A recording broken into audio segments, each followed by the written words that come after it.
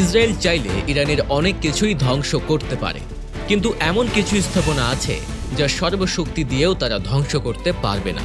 ইরানে ইসরায়েলের সাম্প্রতিক নজিরবিহীন হামলার মূল লক্ষ্য ছিল পরমাণু কর্মসূচিকে ধ্বংস করা। 3টি গুরুত্বপূর্ণ পারমাণবিক স্থাপনাকে নিশানা করে চালানো এই হামলায় অন্তত 2টি স্থাপনার আংশিক ক্ষয়ক্ষতিও হয়েছে। তবে বিশ্লেষকরা বলছেন, ইরানের গোপন ও শক্তিশালী স্থাপনাগুলো ধ্বংস করার ক্ষমতা ইসরায়েলের নেই। ইরানের সবচেয়ে গোপন ও সুরক্ষিত পারমাণবিক স্থাপনাটি হল ফোর্দো, যা একটি পর্বতের গভীরে নির্মিত। এই কেন্দ্রে রয়েছে এমন প্রযুক্তি ও প্রতিরক্ষা ব্যবস্থা যা একে বাইরের যে কোনো হামলা থেকে প্রায় অপ্রতিরোধ করে তোলে। সামরিক বিশ্লেষকদের মতে, এই ধরনের স্থাপনা ধ্বংসের যে বিশেষ ধরনের ভারী বোমার প্রয়োজন তা শুধুমাত্র যুক্তরাষ্ট্রের কাছে রয়েছে। যুক্তরাষ্ট্রের তৈরি 300 পাউন্ড ওজনের একটি বিশেষ বোমা, যা শক্ত পাথর ও কংক্রিট ভেদ করে বিস্ফোরণ ঘটাতে সক্ষম। সেটি একমাত্র এই কেন্দ্র ধ্বংস করতে পারে। তবে ইসরায়েলের কাছে এই বোমা নেই এবং মার্কিন যুক্তরাষ্ট্র এই বোমা তাদের সরবরাহ করতে রাজি নয়। সাবেক মার্কিন জেনারেল জোসেফ ভটেল বলেছেন, আমরা চাই না ইসরায়েল এই বোমা ব্যবহার করে মধ্যপ্রাচ্যে আরেকটি বড় যুদ্ধের সূচনা করুক। এই সীমাবদ্ধতার কারণে ইসরায়েল বিকল্প পরিকল্পনা গ্রহণ করছে। ফোর্দো পারমাণবিক স্থাপনাকে সরাসরি আক্রমণ না করে এর বিদ্যুৎ উৎপাদন কেন্দ্র সংযোগ অবকাঠামোকে হামলা চালিয়ে কার্যক্রম আংশিকভাবে পঙ্গু করে দেওয়ার চিন্তা করছে নেতানিয়াহু সরকার।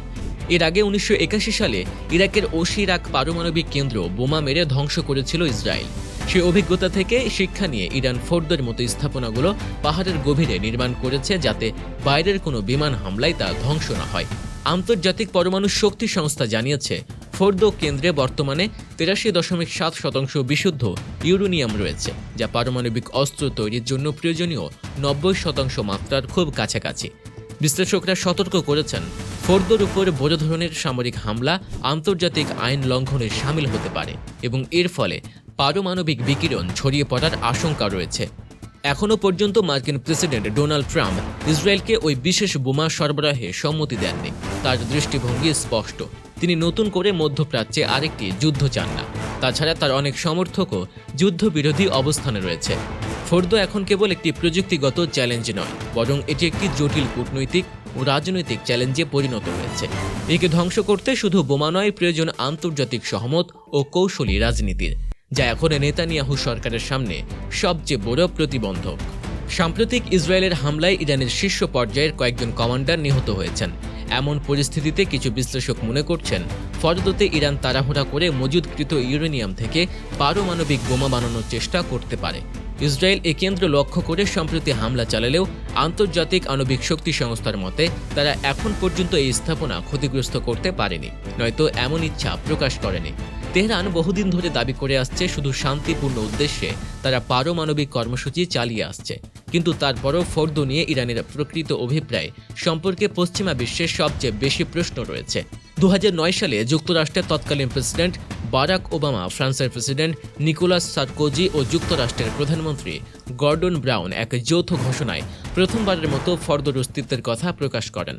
তখন ওবামা বলেছেন, এই কেন্দ্রের আকার ও গঠন এটির শান্তিপূর্ণ কর্মসূচির সঙ্গে মেলে না। 2015 সালে ইরান পারমাণবিক চুক্তি নামে পরিচিত joint comprehensive plan of action তথা জেসিপিও করা হয়। এই চুক্তি অনুযায়ী ইরানকে ফোর্দোর ভেতর থেকে 2/3 ইউরেনিয়াম সমৃদ্ধকরণের যন্ত্র বা সেন্ট্রিফিউজ সরাতে হয় এবং সব ধরনের পারমাণবিক উপাদান সরিয়ে নিতে হয়। ফলে ফোর্দো থেকে বিপদের আশঙ্কা অনেকটাই প্রশমিত হয়। এরপরে এই স্থাপনায় এমন কর্মকাণ্ড পুরোপুরি নিষিদ্ধ করা হয়। তবে 2018 সালে যুক্তরাষ্ট্রের প্রেসিডেন্ট ডোনাল্ড ট্রাম্প সেই পারমাণবিক চুক্তি থেকে সরে আসার পর পরিস্থিতি আবার পাল্টে যেতে শুরু করে। 2018 সালে ইসরায়েলের প্রধানমন্ত্রী বেনিয়ামিন নেতানিয়াহু দাবি করেন, ইসরায়েলি গোয়েন্দারা ইরানের কথিত পারমাণবিক আর্কাইভ থেকে 55,000-এর বেশি গোপন নথি উদ্ধার করেছে। এতে ফোর্দো পারমাণবিক স্থাপনার বিস্তারিত নকশা ছিল। এছাড়া ফোর্দোর লক্ষ্য সম্পর্কেও তথ্য পাওয়া গেছে এসব নথিতে। সেখানে উল্লেখ করা হয়, ফোর্দোর লক্ষ্য ছিল প্রতি বছর 1 বা 2টি পারমাণবিক বোমা তৈরি করা সম্ভব হয় এমন মাত্রায় অস্ত্র হিসেবে ব্যবহার্য ইউরেনিয়াম সমৃদ্ধ করা। বর্তমানে এই ফোর্দোই হয়ে উঠেছে ইরানের অন্যতম গোপনীয় কেন্দ্র।